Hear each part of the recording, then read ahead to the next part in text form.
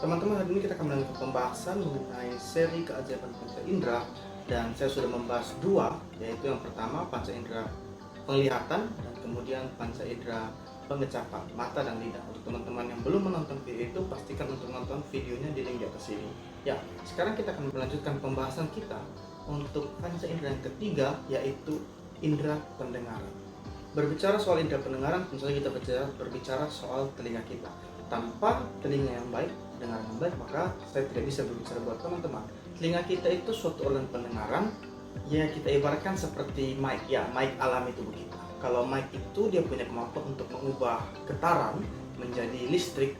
Nah, kalau telinga kita punya kemampuan untuk mengubah getaran menjadi impuls saraf yang kemudian akan dibawa ke otak kita untuk diterjemahkan menjadi suatu bunyi.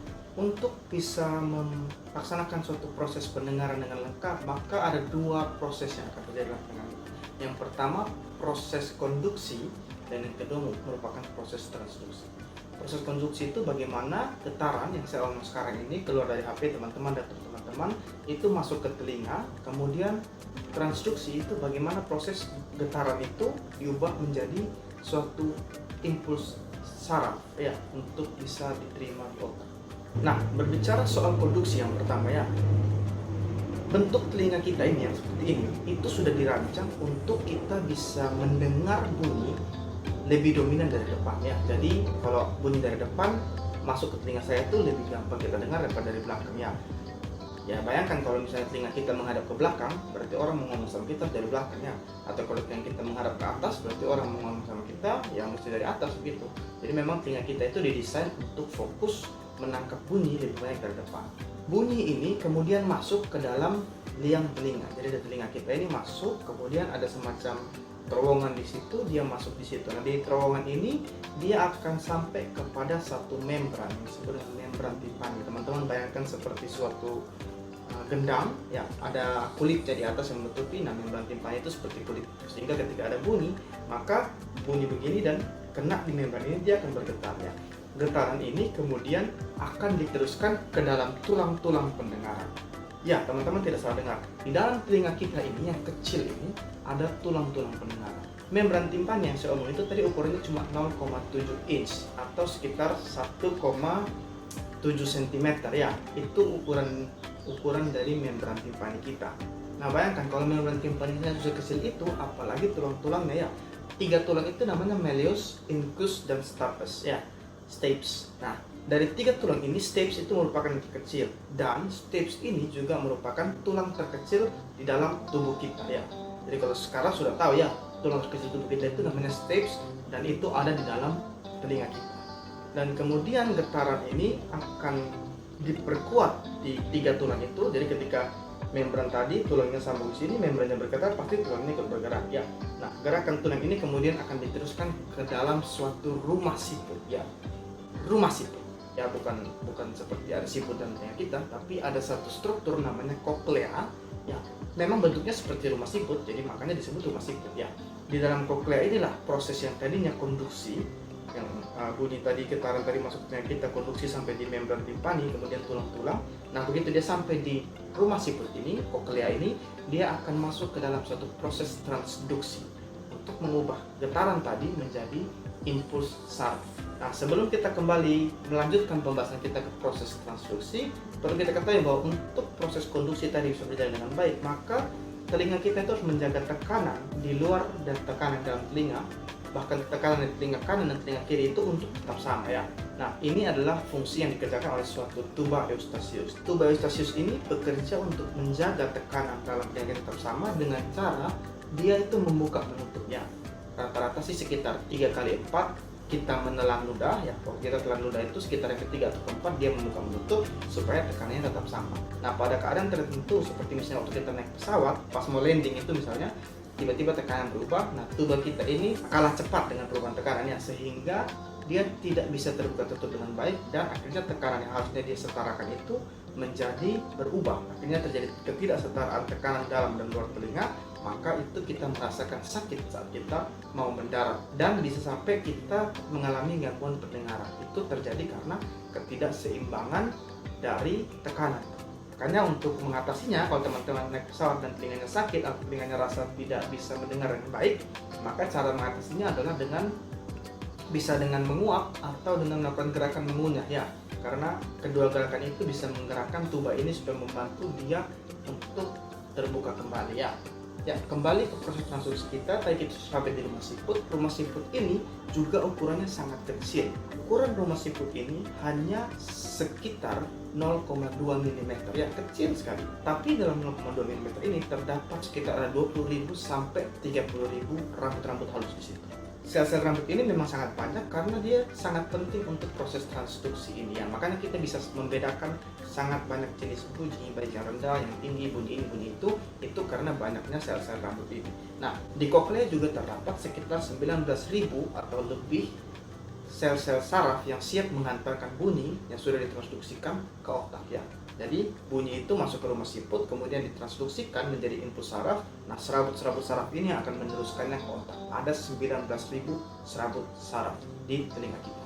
Nah, itu gambaran secara umum untuk proses pendengaran kita. Ingat kembali ada proses transduksi dan ada proses konduksi ya. Konduksinya duluan tadi ya. Nah, kemudian tentu saja karena telinga kita ini terus berpaparan dengan lingkungan kita, maka dia perlu punya mekanisme proteksi untuk melindungi dirinya ya. Telinga kita punya dua macam kelenjar ya, ada kelenjar keringat dan kelenjar sebas ya. Kelenjar-kelenjar ini akan memproduksi suatu serumen atau yang orang awam bilang itu kotoran telinga. Nah, meskipun modelnya tidak menjanjikan ya tahu lah kotoran modelnya tidak menjanjikan, tetapi kotoran telinga ini punya fungsinya sendiri ya. Fungsi pertamanya itu untuk melubrikasi liang telinga kita supaya dia tidak kering, karena kalau dia kering dia akan gampang lecet. Lalu fungsi yang keduanya itu untuk menjaga liang telinga kita dari debu. Dan fungsi yang ketiga itu sebagai antibakteri supaya kita tidak gampang infeksi. Nah, bahkan juga diduga bahwa aroma dari kotoran telinga kita itu tidak disukai oleh hewan-hewan, serangga-serangga, sehingga dia juga berfungsi untuk memproteksi diri kita dari masuknya serangga-serangga ya. Lalu kalau begitu, kalau kita produksi terus kotoran telinga kan telinga kita lama-lama penuh kan ya. Tenang saja, tubuh kita ini, telinga kita sudah punya mekanisme untuk pembersihan. Jadi dia tuh suatu organ yang go green ya. Dalam liang telinga kita itu kulitnya akan bertumbuh seperti kuku, artinya dari dalam keluar. Nah, jadi kulit telinga kita itu akan mengelupas ke arah luar. Ketika dia mengelupas ke arah luar, dia juga akan membawa kulit-kulit mati dan serumen-serumen tadi itu keluar. Jadi sebenarnya telinga kita itu bisa dengan sendirinya mengeluarkan kotoran dalam telinga. Makanya kita tidak disarankan menggunakan cotton bud ya. Karena justru dengan cotton bud, ketika kita kasih masuk cotton bud ke telinga kita, maka kita bisa mendorong kembali kotoran-kotoran itu ke dalam. Dan ketika kotoran itu terdorong kena di membran yang tadi di dalam, maka kita bisa mengalami gangguan pendengaran ringan ya.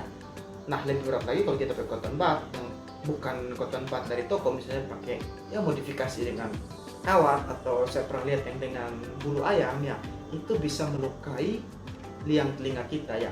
Nah, apalagi kalau dia kena di membran timpani dan robek, nah itu bisa menimbulkan satu gangguan pendengaran yang lebih serius. Tapi meskipun demikian, memang ada pada beberapa orang di mana serumennya itu terkena ke membran timpaninya sehingga dia mengalami gangguan pendengaran. Biasanya juga pada orang-orang yang baru selesai berenang ya, itu dia bisa merasakan penurunan pendengaran. Itu karena memang cairan itu masuk kemudian mendorong serumen tadi, kotoran telinga tadi ke membran timpani ya. Jadi intinya kalau ada serumen prop atau serumen impaksi yang tadi serumennya kena di membran dan menyebabkan penurunan pendengaran, sebaiknya bisa kita gunakan obat. Ada obat untuk melunakkan cairan, kemudian kita teteskan saja, kemudian kita lap miringkan kepala untuk cairannya keluar, atau kita ke dokter saja supaya dibersihkan dengan alat-alat yang lebih terjaga ya. Nah, sekarang saya akan memaparkan beberapa hal-hal yang tidak pernah dipikirkan tentang telinga kita ya. Yang pertama, telinga kita itu ternyata satu organ yang kuat. Menurut saya dengan kuat, dia itu tidak pernah berhenti bekerja.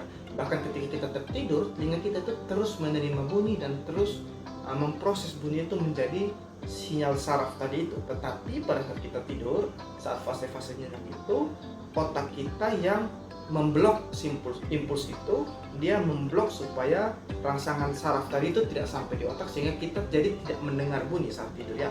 Jadi itu bukan telinga yang berhenti, tapi otaknya yang memberhentikan sinyal. Nah, bicara soal kekuatan telinga, rekor dunia terkuat ini saya tunjukkan kepada teman-teman itu dipegang oleh Manjit Singh. Ya, orang ini menunjukkan rekor dengan menarik suatu pesawat dengan bobot sekitar 7,5 ton. Ya, ditarik sejauh sekitar 7 meter. Bayangkan ya, ikat tali di sini, kemudian tarik pesawat itu sekitar 7 meter. Ya, kita dorong saja belum tentu bisa, dia tarik ya. Ya, tapi tidak heran karena memang orang ini sebelumnya sempat juga menarik suatu bis tingkat 2 dengan telinganya.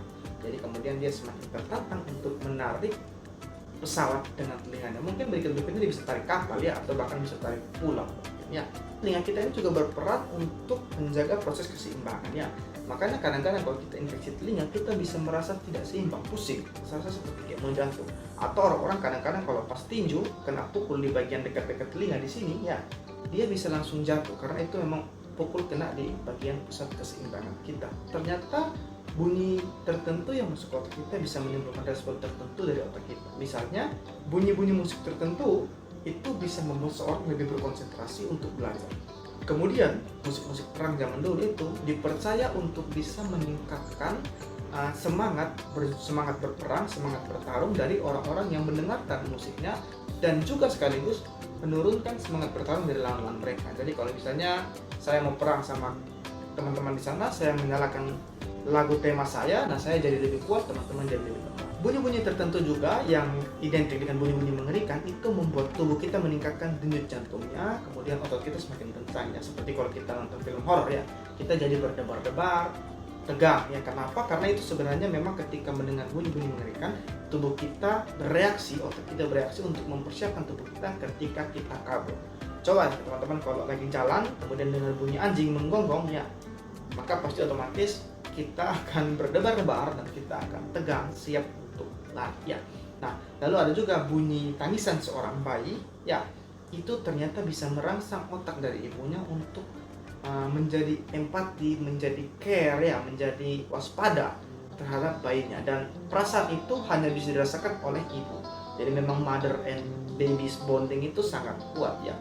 Hanya ibu yang bisa merasakan keterikatan seperti itu dengan tangisan anaknya. Jadi jangan coba-coba buat seorang bayi menangis, nanti ibunya datang bisa bacok kalian situ ya. Itu beberapa hal yang menakjubkan dari telinga kita. Kita belajar bagaimana proses pendengaran, kita belajar bagaimana proteksi telinga, dan hal-hal yang unik-unik soal telinga kita ya. Silakan tulis komentar kalian terhadap video ini. Kalau ada yang mau bertanya silakan bertanya. Kalau ada yang belum like, belum subscribe, tunggu apa lagi? Share juga ke teman-teman kalian ya, karena apa yang kalian dengar itu membentuk diri kalian dan membangun kalian. Jadi bagikanlah sesuatu yang bermanfaat buat didengar orang lain. Terima kasih teman-teman, salam sehat.